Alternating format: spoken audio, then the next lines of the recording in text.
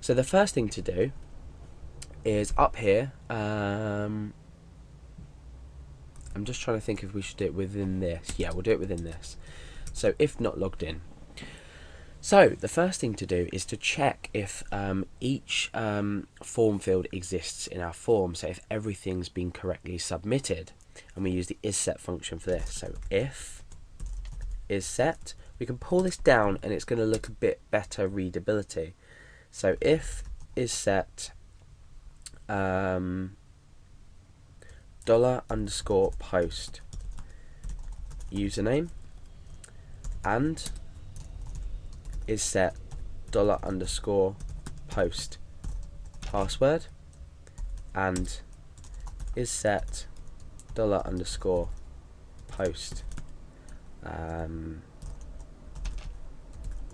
password again, and we go down the list and we just basically input and copy the code for everything. So we've got first name, and then we've got surname. So let's go and bring this up there and bring this up there. So we're using this to check if each field has been submitted. So we've got username, password, password again, username, password.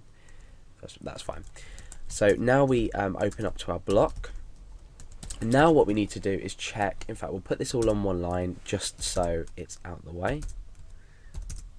Okay. So now what we need to do is we need to check if they're empty or not. So let's come down again so it looks a bit neater. So if not empty, in fact what we'll do before this is we will create the variables in themselves. Because we've already checked, we're not going to receive an undefined index error. So now we can set them into their own variables because we know they exist. So username equals $_post username. Password equals $_post password.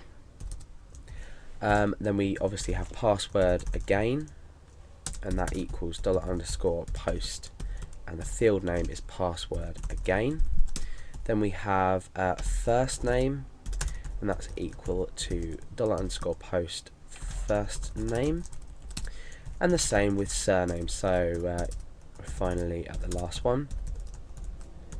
You can probably see now why I didn't include irrelevant data that wouldn't fit the suitability of the tutorial. We're not going to go down and create loads of fields, otherwise we'd be here for hours typing out things, when I'm sure after this you'll be able to work out how to add your own fields. So we've got the fields that we need. Password again is something we're not going to be inserting into the database. That's just going to be for our checks inside here. The first thing we want to do is check if all fields have been filled in, because all fields are required.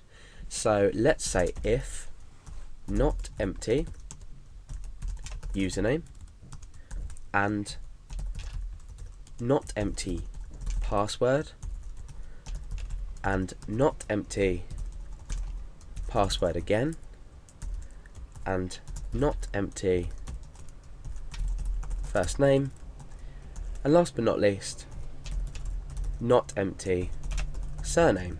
Okay, so now we can create a block to see if these are not empty, to run if these are not empty I mean, but otherwise we need to give a message to our user. We need to say please fill, or say all fields are required. Okay, so this is our error. Inside here we can echo OK for now, just to see if everything exists.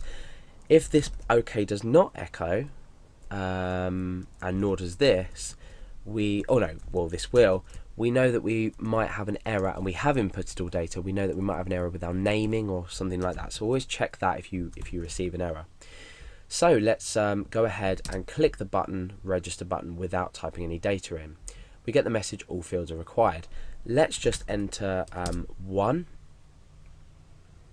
All fields are required, so let's fill them all out now.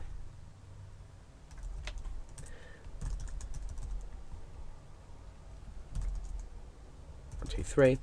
First name Alex, surname Garrett, and let's click register. and we've got the message up the top, OK. Now you'll probably notice that like, let's say we were to enter our username, our password, and our first name, but we were to exclude our surname and we click register, we have this error up here, but you've noticed that all the fields have now disappeared because we've resubmitted back to the page. We are not keeping these values.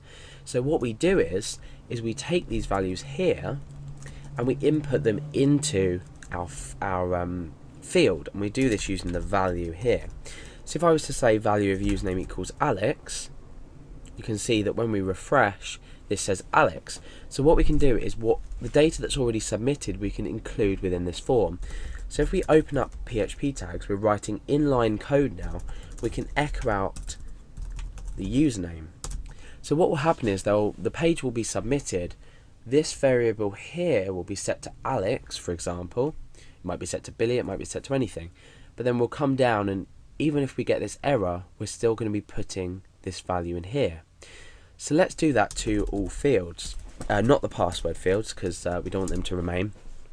So for the first name, we want to open up PHP tags, echo first name, and for the surname, value equals PHP tags, echo surname. Done. So now we can return to our page. I'm going to enter Alex. I'm going to put my password in, and I'm going to type in my first name. Now if we click register, you can see that our username and our first name stay. Our surname's obviously blank, so we didn't enter it in the first place, but our passwords have gone. This is just for security reasons. You don't want to keep the password in there. Most websites don't, so I don't recommend you do. Now if we click register, we haven't entered the password, so all fields are required again. We've clicked register, our information is staying, we enter our information, click register, and it's OK.